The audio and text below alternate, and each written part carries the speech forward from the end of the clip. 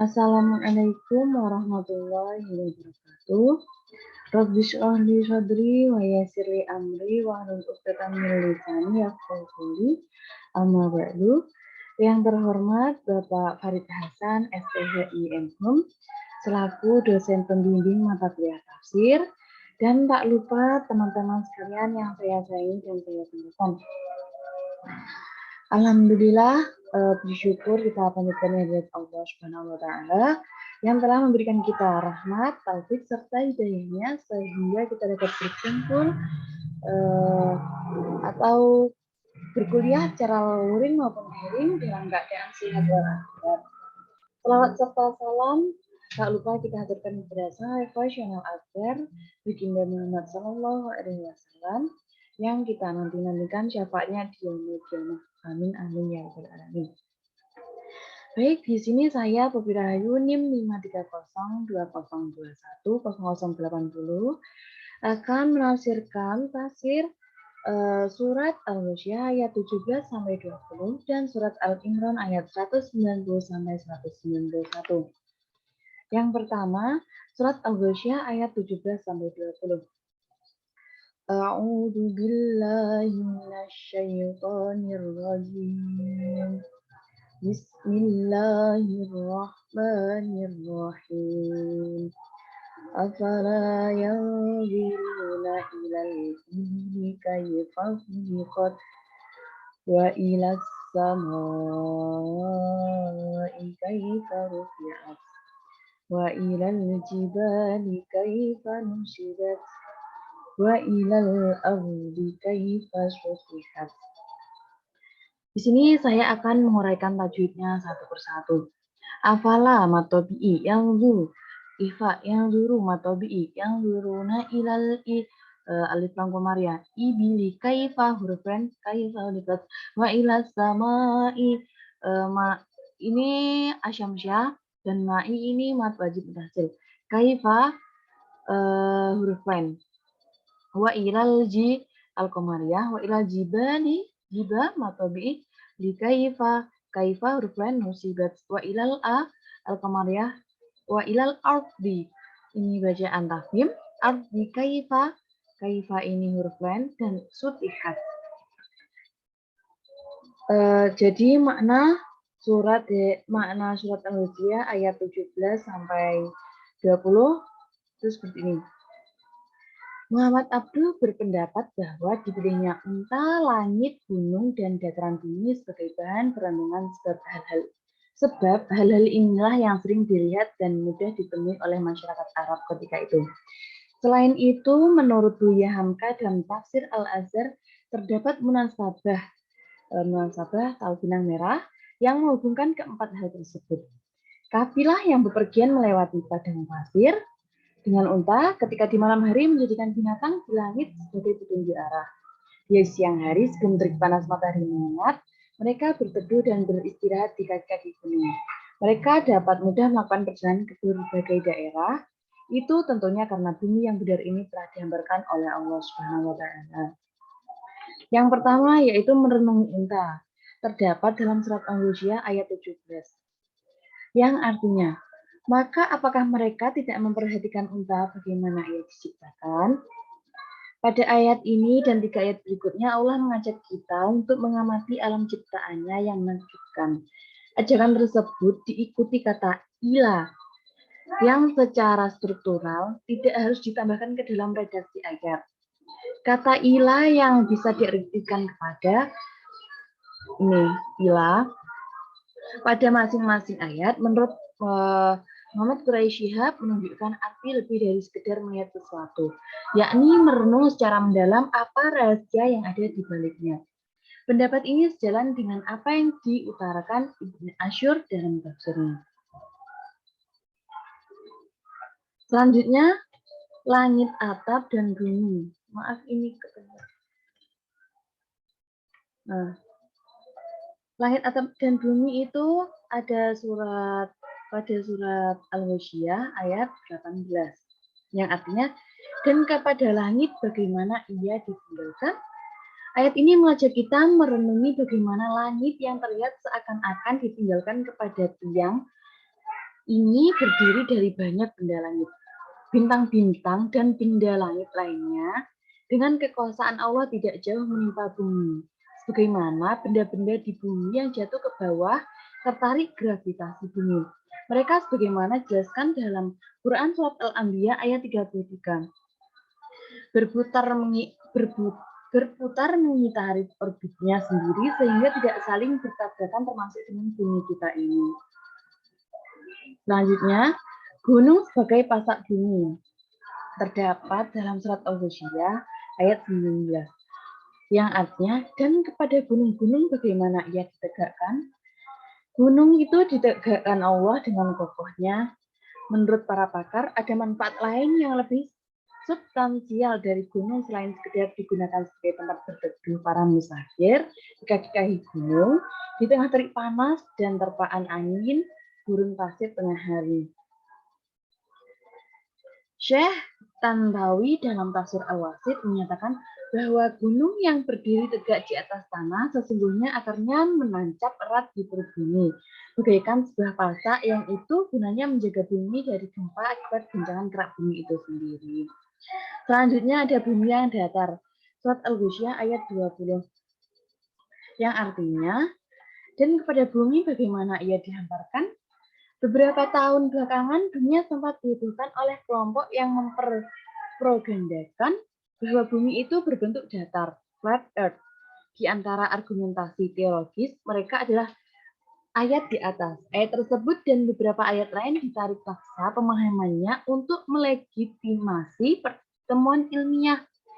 Hal itu tentu tidak dapat dibenarkan, sebab ilmu pengetahuan bersifat relatif, sehingga bila terbukti salah atau tidak disepakati kebenarannya oleh mayoritas, maka ayat Al-Quran tersebut terancam untuk ikut dilaksanakan. Selanjutnya, surat Ali Imran ayat 190 sampai 191. Inna fi khalqis samawati wal ardi wa ikhtilafil laili wan nahari la ayatil li ulil albab alladzina yadhkuruna Allaha qiyaman wa qu'udan wa 'ala junubihim wa yatafakkaruna fi khalqis samawati وَيَتَفَكَّرُونَ فِي خَلْقِ السَّمَاوَاتِ وَالْأَرْضِ رَبَّنَا مَا خَلَقْتَ هَذَا بَاطِلًا سُبْحَانَكَ فَقِنَا عَذَابَ النَّارِ. Bacaannya yaitu innahuna fi matabi'i khalqissa asyamsah khalqis sama matabi'i khalqis sama wa matabi'i tiwal asyamsyah al-qamariyah wal ardi tafhim wal ardi wahtila matabi'i wahtila fil laili asyamsyah laili huruf laili wan nahar asyamsiyah wan nahar matabi'i rila ayati. Ini ada matabi'i tilli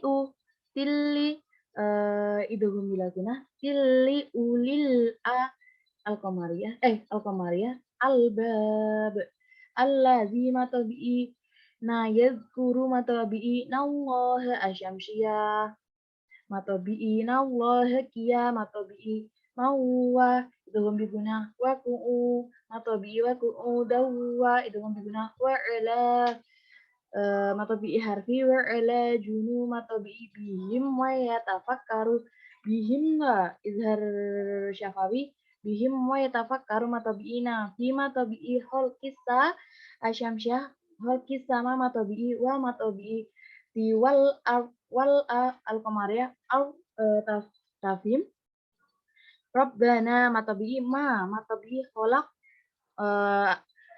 kalkulas subro kholaq kok tahada matabi'i tilam su ifa kalkulas subro subha matabi'i nakafaqinam matabi'i ada matabi'i dan nar. Ini asyamsiyah. Selanjutnya makna surat Ali Imran ayat 190 sampai 191 ialah tentang ulul albab. Berikut ini tafsiran dan kandungan maknanya. Yang pertama, tanda kekuasaan Allah. Ada surat itu pada surat Ali Imran ayat 191 yang artinya sesungguhnya dalam penciptaan langit dan bumi dan silih bergantinya malam dan siang terdapat tanda-tanda bagi orang-orang yang berakal. Surat Ali Imran ayat 190 ini menjelaskan bahwa dalam penciptaan langit dan bumi serta silih bergantinya malam dan siang terdapat tanda-tanda kekuasaan Allah bagi ulul albab, yakni orang-orang yang berakal, orang-orang yang mau berpikir, orang-orang yang mau memperhatikan alam, dan orang-orang yang kritis. Kemudian, ciri-ciri ulul albab. Gini dulu, ulul albab menurut Ibnu Katsir adalah orang yang memiliki akal sempurna lagi memiliki kecerdasan. Sedangkan menurut Sayyid Qutb, ulul albab adalah orang-orang yang memiliki pemikiran dan pemahaman yang benar. Kemudian ciri-ciri ulul albab bisa kita lihat pada tafsiran surat Ali Imran ayat 191 yang artinya yaitu orang-orang yang mengingat Allah sambil berdiri atau duduk atau dalam keadaan berbaring dan mereka memikirkan tentang penciptaan langit dan bumi seraya berkata, "Ya Tuhan kami, tiadalah Engkau menciptakan ini dengan sia-sia. Maha suci Engkau, maka peliharalah kami dari siksa neraka." Siapakah ulul albab yang disebutkan dalam surat Ali Imran ayat 190? Ayat 191 ini menjelaskannya bahwa ulul albab adalah orang yang banyak berpikir dan bertafakur. Ia berpikir dalam segala kondisi, baik saat berdiri, duduk, ataupun berbaring. Ia juga mentafakuri. Mentafakuri itu memikirkan penciptaan alam ini sehingga sampai pada kesimpulan bahwa Allah menciptakan alam tidak ada yang sia-sia. Maka ia pun berdoa kepada Allah, memohon perlindungan dari siksa neraka. Disinilah bertemu dua hal yang tidak terpisahkan, yakni zikir dan pikir, kata Buya Hamka dalam tafsir Al-Azhar.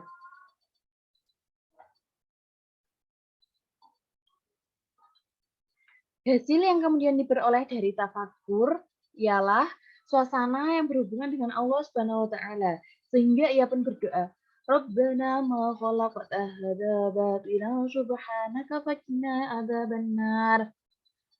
Ya Tuhan kami, tidaklah Engkau menciptakan ini dengan sia-sia. Maha suci Engkau, maka peliharalah kami dari siksa neraka. Ucapan doa ini adalah lanjutan perasaan sesudah pikir dan pikir, yaitu tawakal dan ridho, menyerah dan mengakui kelemahan diri, kata Buya Hamka. Selanjutnya kesimpulan dari penafsiran ayat di atas tadi ialah dari penggalan surat Al-Husyah itu kita dapat diartikan bahwa sebagai manusia makhluk yang Allah Subhanahu wa ta'ala beri akal bisa merenungi bagaimana ciptaan Allah tersebut terjadi. Saat kita pergi ke gunung, renungilah bagaimana bisa pohon-pohon tumbuh lebat.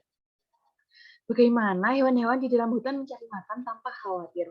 Bagaimana air di hulu sungai bisa sampai ke hilir laut. Tentu semua itu terjadi karena hendak Allah semata. Orang-orang beriman yang berpikir tentu akan memahami bahwa semua yang terjadi di alam ini diciptakan oleh Allah tidak untuk sia-sia. Tumbuhan di hutan tadi yang tumbuh lebat menjadi sarana penyedia makanan untuk hewan. Begitu pula air sungai yang mengalir itu memberi minum hewan-hewan di kala matahari tengah terik. Semua berkesinambungan.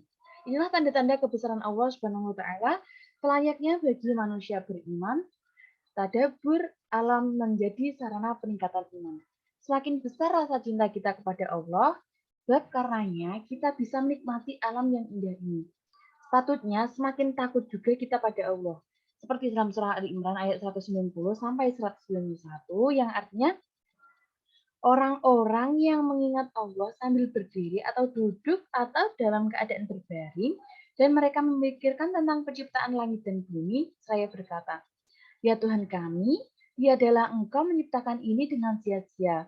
Maha suci Engkau, maka peliharalah kami dari siksa neraka.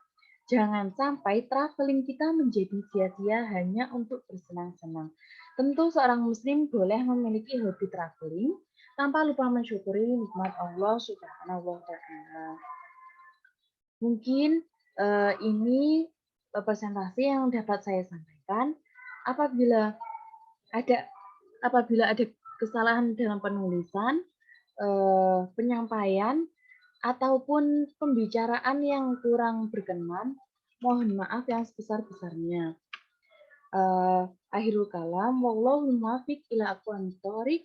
Wassalamualaikum warahmatullahi wabarakatuh.